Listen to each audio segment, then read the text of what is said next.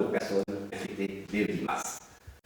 Ce maintien du scrutin le 15 mars est donc une faute à la fois sur le plan politique et sur le plan humain.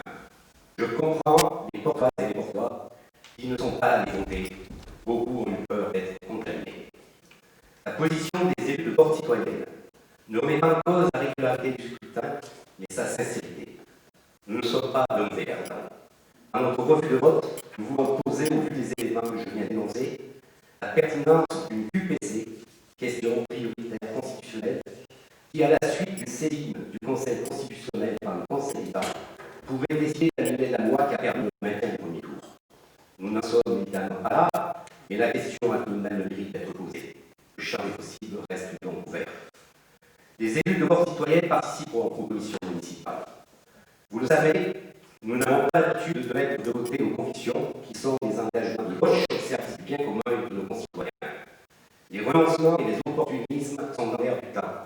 Nous ne sommes pas de ce monde-là. Vous n'en serez pas étonnés. Nous serons une opposition constructive qui s'exprimera par le débat, que nous soyons pleinement démocratiques et respectueux. Nous défendrons nos valeurs en toutes circonstances, celles de la justice sociale, de la solidarité, de la lutte contre toutes les formes de discrimination et stigmatisation qui divisent les Portoises et les Portois et dont certains y cultivent leur fonds de commerce à des fins nauséabondes. Et ce, dans une situation pleine d'incertitude où la crise économique qui s'annonce touche à les plus faibles, les plus modestes. Dans cette situation du jour d'après, nous nous opposerons, parce que nous sommes de gauche, à tout ce qui porte atteinte au service public, que ce soit dans la vie locale ou nationale, à toutes les dérives libérales qu'ici, vous, élus de droite, n'avez jamais combattu ni dénoncé et dont vous êtes de concrets représentants. Les Portoises et les Portois peuvent compter sur nous, nous rendre meilleurs de nous-mêmes. Nous serons les points d'appui les plus modestes pour lutter contre les politiques d'austérité dans les assemblées délibérantes comme dans les quartiers et les entreprises. Bientôt viendra le temps où la vie reprendra son cours, où face au mauvais coup qui se prépare, l'urgence sera de résister en appelant les salariés et les forces vives du territoire à se mobiliser et se rassembler pour une vie meilleure, plus juste, plus fraternelle.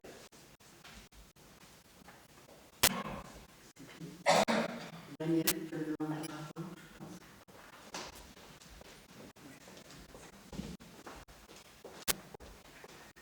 oui, bonsoir à tous. Nous sortons d'une majorité municipale et d'un groupe dynamique. Agir et le vivre. Au fil des années, ce groupe a élargi sa base, composé de femmes et d'hommes de diverses compétences, motivés par des idées nouvelles, des projets, mais avec un engagement profond pour notre commune. Cet engagement est porté par une personnalité qui a de l'expérience, qui a fait ses preuves, durant 2 mandats municipaux à la tête de l'exécutif. Aussi, je vous propose ce soir la candidature de Geneviève Girard à la fonction de maire pour la France. Je terminerai par une citation du général de Gaulle. Il n'y a de réussite qu'à partir de l'idée. merci Daniel. Y a-t-il d'autres candidatures?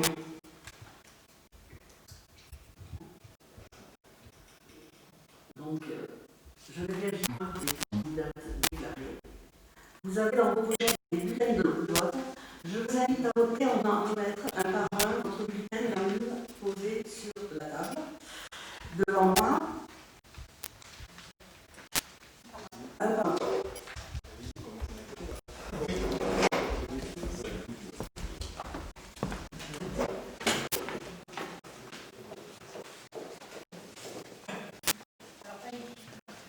Valérie.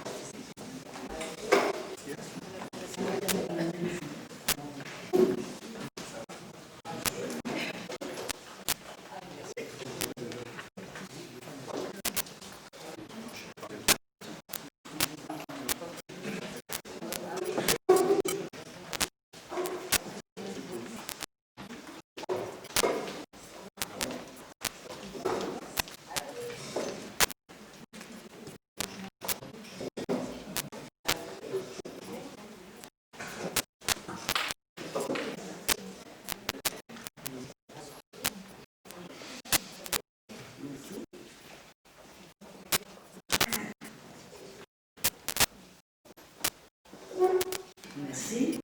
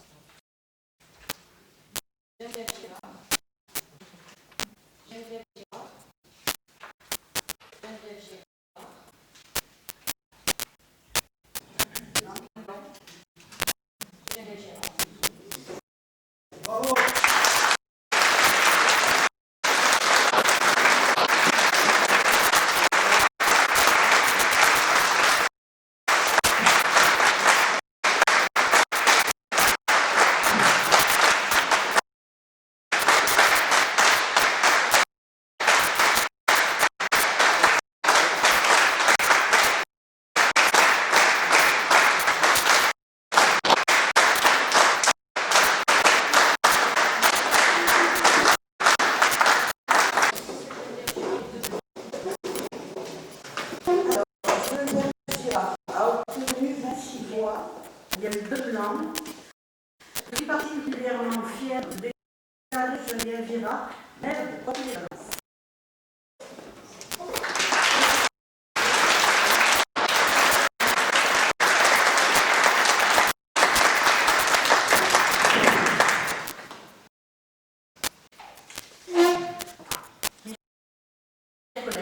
D'abord, je tiens à saluer, vous l'avez dit tout à l'heure quand ils sont arrivés, Nicolas Baradon, maire de Valence, et Jean-Emilia Calmont-Milon.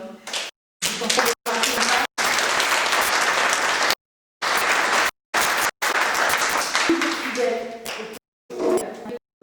Merci à vous de votre présence. Mes chers collègues, merci de la confiance que vous venez de témoigner. Je me touche profondément. Je tiens tout d'abord à remercier mes Daniel pour leur mot respectif. Ensuite, je souhaite réaffirmer que le moment que nous vivons ce soir est un moment fort et à la fois très particulier dans une période inédite. D'ailleurs, je n'ai pas le plaisir de vous accueillir dans la salle du conseil municipal de notre mairie, salle que j'avais spécialement préparée pour notre nouvelle assemblée, forte de 33 élus. J'en suis désolée, vous avez compris, la prolongation de l'état d'urgence sanitaire nous impose une organisation dans le respect de la distanciation physique, d'où ce premier conseil d'installation de notre mandat, ici, dans cette salle Georges Brassens. Je ne me rappelle pas les résultats officiels du 15 mars dernier, que j'ai évoqué tout à l'heure. 15 mars, jour qui nous paraît déjà lointain, tant les 55 jours de confinement que nous avons vécu nous ramènent à un autre temps. Nous allons, nous impose la loi, mettre en place ce conseil municipal tant attendu qui va enfin nous permettre de travailler à la réalisation de notre programme Laïcité moment reste pour tout élu un moment rempli d'une grande émotion et que même dans ce lieu, il reste le marqueur d'une symbolique forte. L'honneur qui m'est fait de poursuivre aujourd'hui ma fonction de maire, initiée en 2001, reprise en 2014 est puissante. L'émotion que je ressens est aussi une émotion collective. Je veux m'adresser ici à l'ensemble de mon équipe qui se trouve dans cette salle, pas seulement les 26 cités tout à l'heure, mais aussi Elisabeth, Bernard, Corinne, Dorian, Annick, Éric et Jacqueline, sans oublier nos suppléants Jacques et Laetitia. Je veux leur rendre hommage pour la campagne qu'ils ont tous menée. C'est une équipe qui a montré sa solidité, son engagement et qui aujourd'hui va mettre ses compétences, son énergie collective au service de notre ville. Nous avons encore beaucoup à faire, mais vous pouvez être certains du déroulement de celles et ceux qui vont vous servir. Nous sommes responsables de la direction que continuera de prendre notre ville. C'est une responsabilité exaltante et c'est à la fois une lourde responsabilité. C'est aussi une responsabilité qui impose une certaine humilité. Nous nous inscrivons pour la première fois dans la continuité. Une ville est une somme de construction. Nous allons fortifier notre action comme d'autres l'ont fait avant nous et comme d'autres le feront après nous. Une page importante se tourne dans la vie de notre commune, mais c'est ce qu'il faut retenir, c'est que ce sont toujours les électeurs qui décident. Aussi, je voudrais adresser maintenant un message au groupe minoritaire. Je ne mets pas en doute le fait que vous ayez agi selon vos convictions. Je voudrais vous dire que la démocratie, c'est le débat. Vous avez un rôle essentiel à jouer dans la vie municipale dans le respect de la vérité et des personnes, et j'y veillerai particulièrement. Je vous invite, au-delà de nos différences, à participer au travail collectif pour notre ville, que nous aimons tous profondément, et j'en suis persuadée. Dans cette période inédite, la crise sanitaire déclenchée par le Covid-19 nous a conduit à travailler autrement. Je voudrais adresser un message particulier aux employés municipaux qui se sont mobilisés depuis le début du confinement, décidé au niveau national, afin d'assurer au mieux la continuité du service attendu par nos administrés. En saluant leur travail rigoureux et efficace pour le bon déroulement du scrutin, et encore maintenant depuis le début des déconfinements, puisqu'ils sont 80% à avoir repris leur travail en présentiel. Je sais pouvoir compter sur leur professionnalisme et leur dévouement. Avec toute la majorité municipale, nous sommes heureux et fiers de pouvoir poursuivre à leur côté. Merci à eux. Enfin, je voudrais remercier de tout cœur les électeurs qui nous ont accordé leur confiance. Je vous rappelle, 56,91% des votes exprimés se sont portés sur notre projet municipal. Ce mandat démocratique incontestable nous encourage évidemment. Dès demain, nous serons pleinement opérationnels et non plus seulement à gérer les affaires courantes. La nouvelle majorité municipale a aujourd'hui la responsabilité de notre commune. Elle l'assumera avec moi, je l'assumerai avec elle. Faire ce que l'on dit et dire ce que l'on fait, comme nous l'avons écrit et dit pendant notre campagne électorale. Je voudrais aussi rassurer toutes les Portoises et les Portois, leur redire à tous ceux qui ont voté, quel que soit le candidat, je serai le maire de tous, au service de tous, comme je l'ai toujours été. Et je le ferai d'abord en respectant nos engagements pris collectivement durant cette campagne. Je serai le maire d'un cadre de vie valorisant, du respect de notre ville et de son attractivité. Je serai le maire de la solidarité et du mieux vivre ensemble. Je serai enfin le maire du rayonnement de notre ville, dans notre agglomération, notre département, notre région. Il y a très peu de public en cette fin d'après-midi, règles sanitaires obligent, pour partager ce qui aurait dû être un grand moment de liesse collective.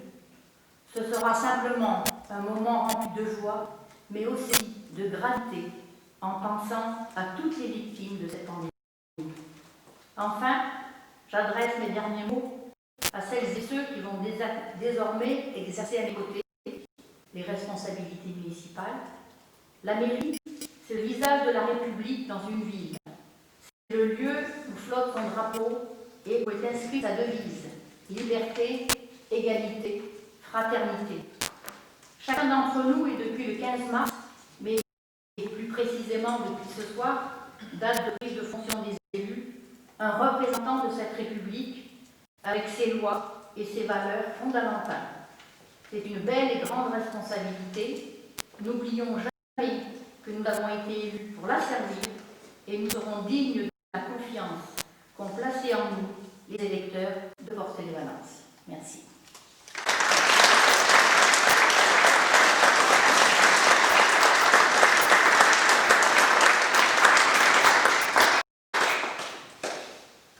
Alors, nous allons maintenant passer au point 2 de notre ordre du jour, à savoir la détermination du nombre d'adjoints de notre nouvel exécutif.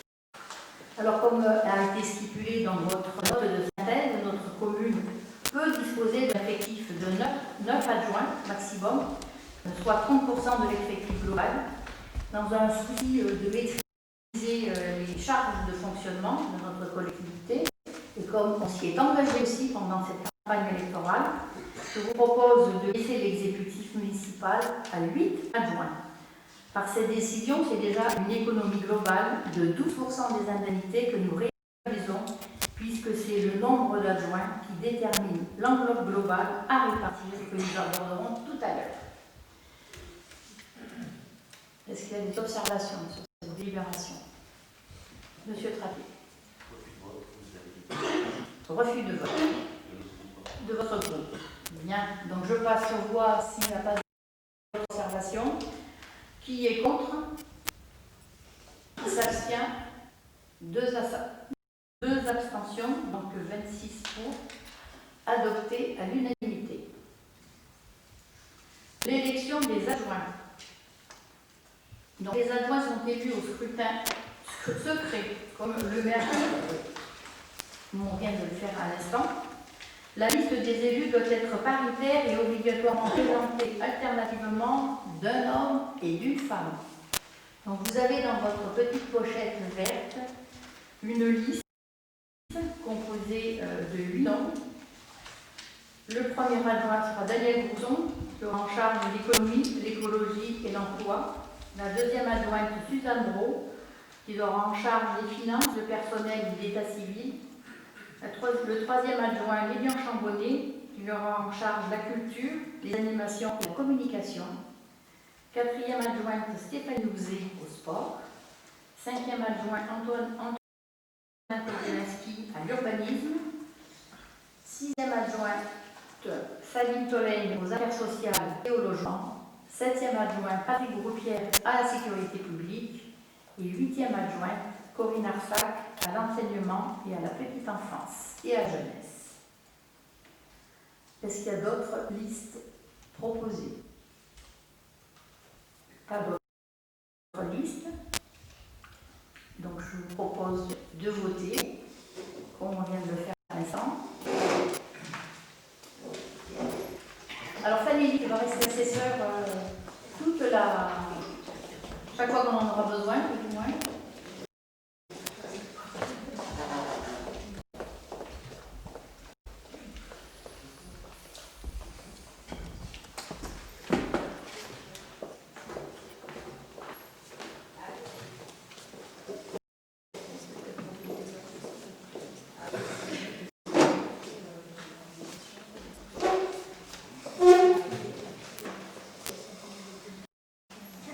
Donc je vais faire un peu de gymnastique.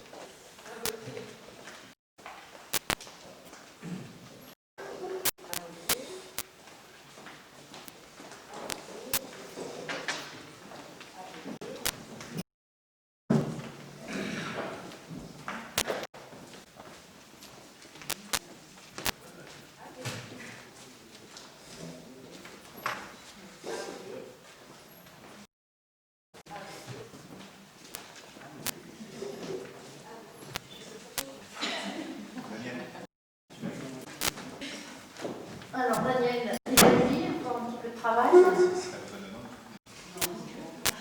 La Viviane s'ennuie déjà. Mais tu peux les aider, hein, à la limite.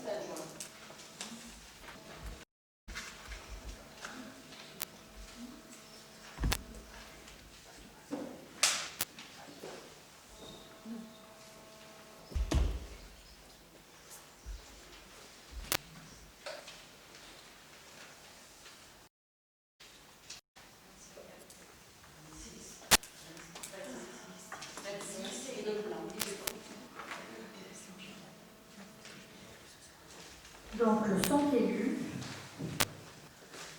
les 8 adjoints dont je viens de vous donner la liste dans leur globalité.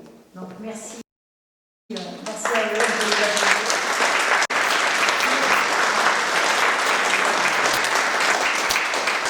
Donc, vous aurez remarqué que les adjoints qui ont été proposés sont exactement les mêmes que ceux qui étaient en poste actuellement. J'ai souhaité conserver les compétences de cette équipe qui a fait un travail remarquable. L'actualité me donne raison de pouvoir compter sur une équipe compétente et opérationnelle immédiatement. Voilà. Merci à vous.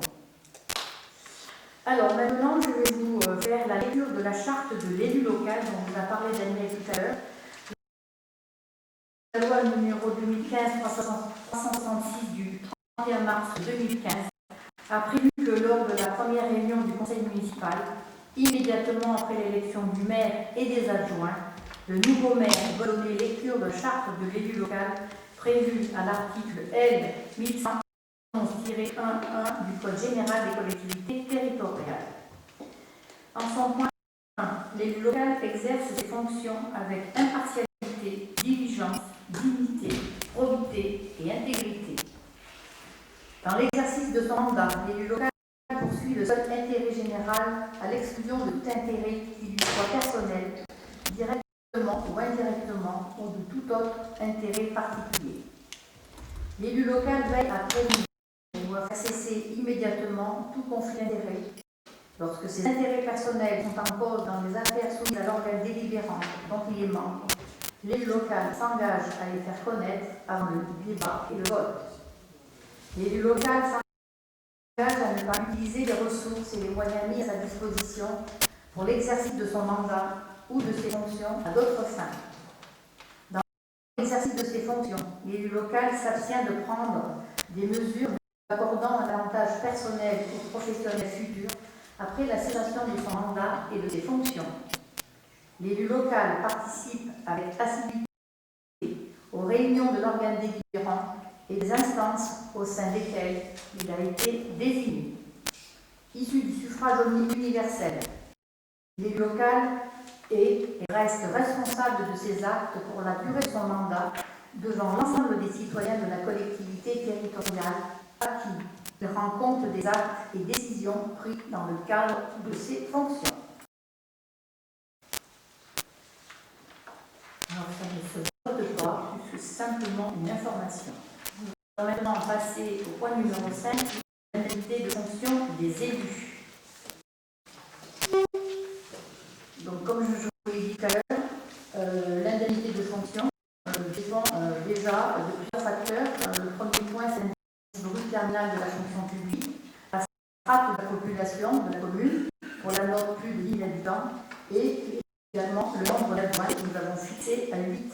Ces éléments fixent donc l'enveloppe à répartir entre tous les élus. Ensuite intervient la manière de répartir cette enveloppe pour cette mandature. La nouvelle répartition que j'ai d'emblée affichée pendant la campagne électorale a été une redistribution plus facile, avec la nomination de 5 délégués et une indemnité forfaitaire pour tous les conseillers municipaux de la majorité. C'est une démarche de répartition assez forte pour la taille de notre commune qui permet de tenir compte de l'implication de tous dans cette nouvelle majorité, et ils l'ont déjà largement démontré sans attendre cette délibération lors de cette période de confinement que nous avons vécue, avec l'appel de tous nos seniors, de la mise d'enveloppe et de la distribution des masques à la population. Encore merci à eux. Au regard donc des différentes composantes entrant dans le calcul, je vous propose d'appliquer les taux suivants ce soir, à savoir pour le maire 74,64% au lieu de 90%, pour les adjoints 27,97% au lieu de 33%, les conseillers délégués 10,40%, les conseillers de la majorité 1,55%, ce qui nous fait un total de 369% de l'indice brut terminal de la fonction publique. Est-ce que vous avez des observations à faire sur ces délibérations? Pas d'observation, je passe au vote. Qui est contre? Qui s'abstient? 1, 2, 3, 4, 5, 6, 7. Il y en a un qui me dit qu'il faut lever 2 voix. Voilà. Donc 7 abstentions. Donc adopté. Les délégations du conseil municipal au maire, donc dans le but de faciliter la bonne marche de notre administration, je vous propose que nous votions les attributions du conseil municipal au maire en validant une série de 28 délégations pour la durée du mandat qui vous ont été transmises dans votre ordre de synthèse et que vous avez forcément lu. Ces délégations sont à la base de même nature que celle du mandat qui s'achève et qui ont été mises à jour au regard de l'évolution de la législation depuis mars 2014 et des besoins de la collectivité. Est-ce que vous avez des observations sur ces 28 délégations? Pas d'observation particulière. Je passe aux voix. Qui est contre? Qui s'abstient? 2 abstentions. Donc adopté. Nous allons passer maintenant à la désignation des délégués et représentants du conseil municipal auprès de l'ensemble des instances dans lesquelles les élus de Port-des-Vacances sont présents. Donc il vous est proposé de désigner ces personnes. Avant ça, je voudrais remercier les 2 groupes de la minorité d'avoir bien voulu procéder à la désignation en amont de toutes ces personnes afin de pouvoir compléter les tableaux et de pouvoir vous les proposer ce soir. Donc, nous allons commencer par le vote du CCAS. Donc, on va d'abord voter individuellement le CCAS et la commission d'appel d'offres des validations par liste. Alors, si vous êtes d'accord, je vais vous faire la lecture des personnes qui sont les délégués qui sont proposés. S'il y a une quelconque proposition, on procédera par bulletin et donc avec l'urne, ou sinon on peut procéder à main levée. Est-ce qu'il y a une opposition à cette pratique à main levée? Ça vous évite de vous déplacer et de manipuler l'urne une fois de plus. Pas de problème particulier pour chacun et chacune d'entre vous? Donc pour le CCAS, je vous propose la désignation de Sabine Tolaine, Isabelle Bucky, Suzanne Gros, Geneviève Brix, Catherine Barneron, Daniel Bertonnet, Marie-Josée Bail-Torres et Sandrine Ollier.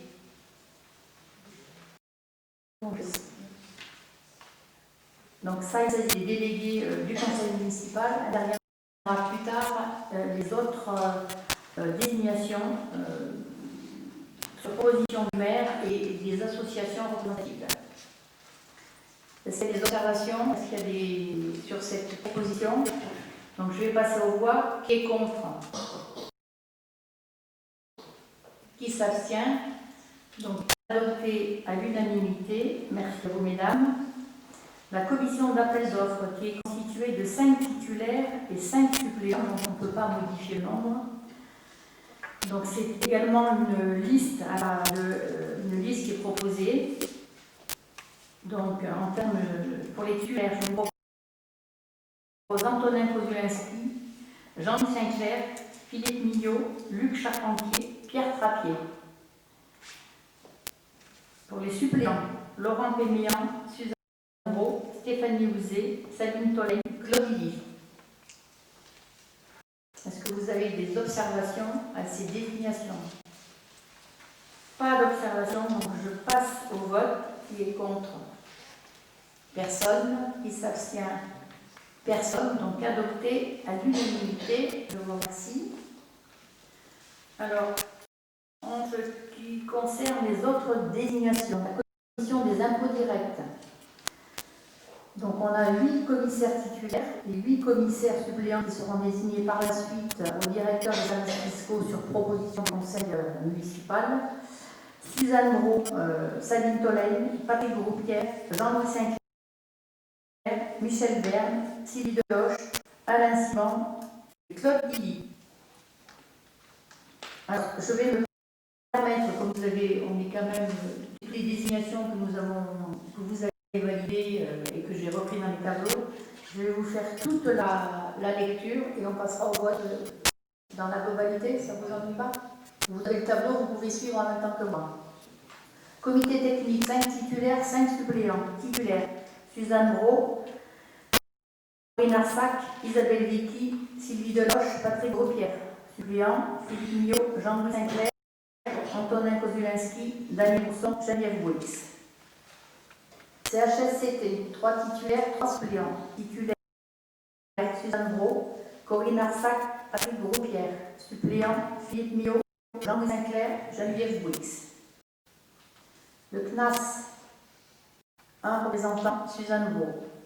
La commission d'attribution du coup de pouce étudiant, Corinne Arsac, Valérie Garcia, Antonin Kozulski, Patrick Groupière, Lilian Chambonnet, Alice Chabi et Sandrine Augier.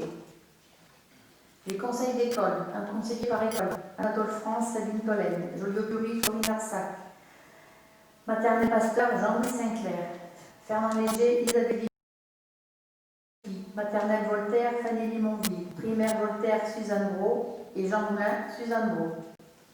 Le conseil d'administration du collège, Corinne Arsac et Patrick Groupière. Association Mémoire Vivante, Lilian Chambonnet, Corinne Arsac, Geneviève Bouix, Daniel Bertonnet, Fanny Limonville, Pierre Trappier, Claude Lily. Conseil d'administration de la MJC, titulaire Corinne Arsac, suppléant Lilian Chambonnet. Conseil d'administration du foyer Ambroise Croizat, Sabine Tollet, Stéphanie Houzé, Isabelle Vicky. Conseil de gestion du foyer logement Louise Michel, Sabine Tollen et Isabelle Vicky. Comité des fêtes, Lilian Chambonnet, Stéphanie Houzé, Sylvie Deloche, Fanny Limonville. École de musique, Lilian Chambonnet, Fanny Limonville. Syndicat d'irrigation de la Dromois, Antonin Kozulski, Philippe Millot. Syndicat départemental d'énergie de la Drôme, 2 titulaires et 2 suppléants. Titulaire Geneviève Girard, Antonin Kozulski, suppléant Laurent Péméan, Philippe Millot. Société pour le développement de l'habitat, Sabine Tollen. Le comité d'hygiène sociale de la Drôme, Patrick Groupière. La commission départementale d'accès à la citoyenneté, Patrick Groupière. Prévention routière, un titulaire et un suppléant. Titulaire Patrick Groupière, suppléant Laurent Péméan. Et la commission d'examen des situations CLH, Sabine Tollen. Tout le monde a pu suivre sans problème? Est-ce que vous avez des observations? Pas d'observation. Donc je passe aux voix l'ensemble de ces désignations. Qui est contre? Personne. Qui s'abstient? Personne. Adopté à l'unanimité. Merci à vous. Donc nous allons mettre en place maintenant les commissions municipales, donc en application des dispositions de l'article L 21-21-22 du CGCT, et afin de préparer en amont tous nos dossiers soumis au conseil municipal. Donc il vous est proposé de créer 8 commissions municipales. Donc le maire étant toujours membre de droit, elles seront présidées par l'adjoint au maire en référence. Je vous précise que j'ai souhaité que les 2 groupes d'opposition soient représentés dans toutes les commissions, comme ça a été le cas dans pas mal d'instances que nous avons déjà validées. Donc je vais vous faire la lecture de toutes les commissions comme je viens de le faire, si ça ne vous ennuie pas. On procède de la même façon, M. Travier, ça ne vous pose pas de problème? Non? Dans la mesure où vous avez déjà validé, hein, d'accord. Hein. Vous voulez que je simplifie encore plus? Je peux? Ah bah écoutez, moi, il n'y a pas de problème. Hein. Si vous m'en donnez l'autorisation. Mais simplement, je vais juste avoir un peu de respect pour le public, qui sont aussi là pour entendre un petit peu les désignations, même si je vais aller assez vite.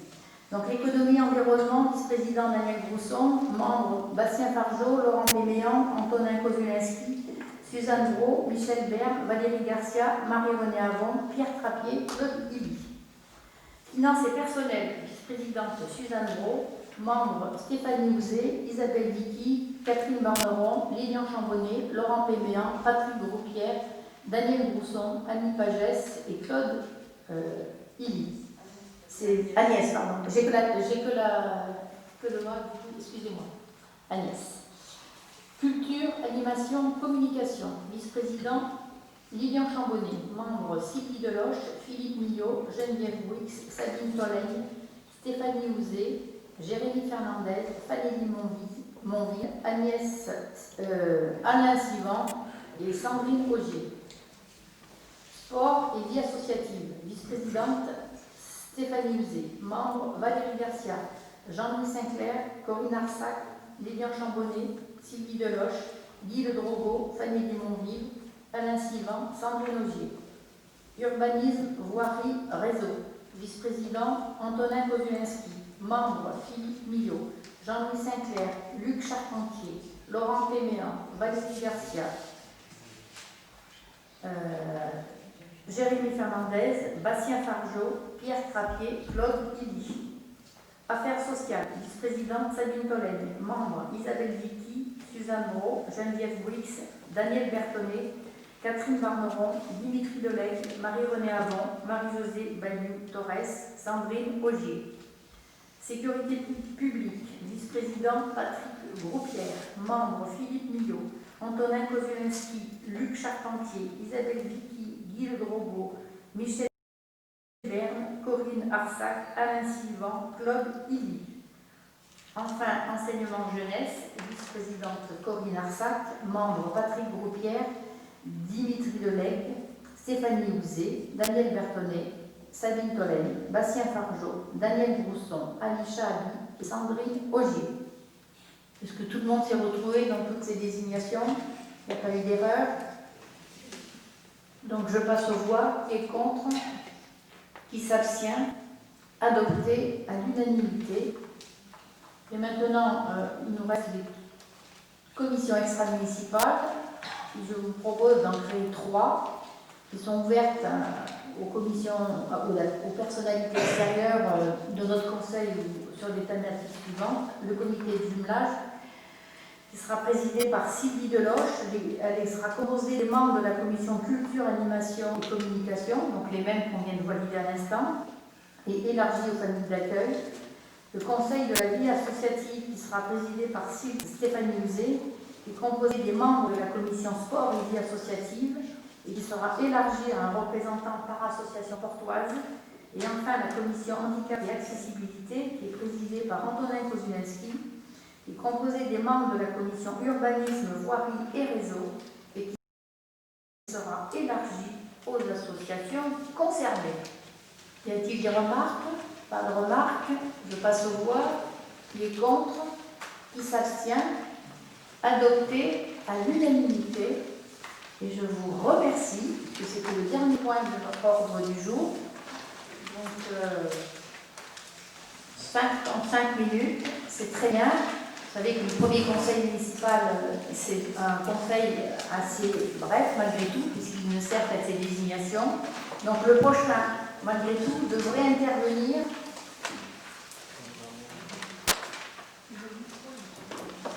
Qu'est-ce qu'il y a? Vous n'entendez pas?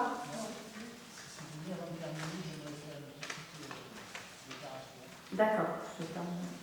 Attends, on va passer un micro, lui.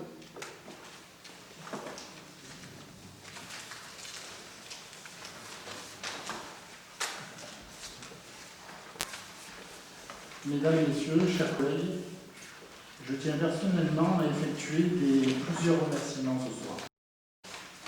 Un grand merci à toi d'abord, Geneviève, pour l'aide logistique et matérielle que tu nous as fournie sous forme de prêts et dons multiples envers l'établissement où j'exerce, ainsi que d'avoir sollicité divers acteurs industriels locaux. Merci à toi, Nicolas, que j'ai sollicité à de très nombreuses reprises. Tu as été particulièrement réceptif à mes demandes multiples. Merci à nos employés communaux pour leur réactivité. Merci à nos entreprises pour leur générosité.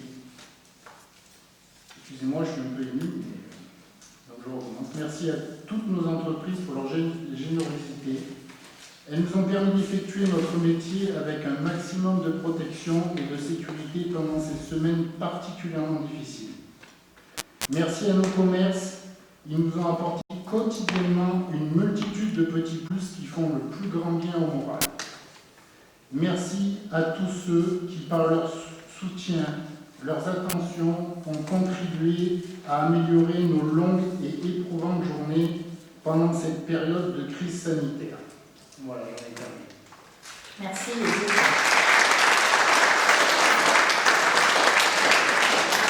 Alors, pour tous ceux qui ne connaissent pas Luc travaille à l'EHPAD, la maison de retraite des Chênes à Port-Valence, et la situation a été assez compliquée. Effectivement, il nous a sollicité et on a essayé, je dirais modestement, à répondre au mieux à tout votre besoin pour essayer de faciliter la vie tant des soignants que des résidents. Et merci de ta déclaration. Merci.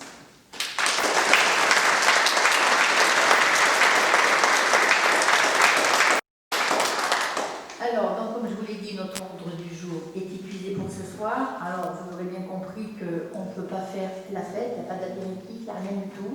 Pour autant, je vais vous donner quand même un petit rendez-vous parce que normalement, le prochain conseil municipal devrait avoir lieu le 6 juillet. Et là, ce sera moins rigolo, c'est le monde administratif et on va rentrer dans le vif du sujet. Voilà. Même jour? Comme d'habitude. Merci à vous, bonne soirée. Prenez des forces parce que maintenant le travail commence. À bientôt. Alors, on va essayer quand même de faire une photo, peut-être en montant sur l'estrade. Ou lui qui monte sur l'estrade. Alors, les adjoints, je vous avais demandé de prendre votre écharpe si vous voulez déjà la mettre. On essaye, en respectant la distanciation physique, faire une petite photo. Merci.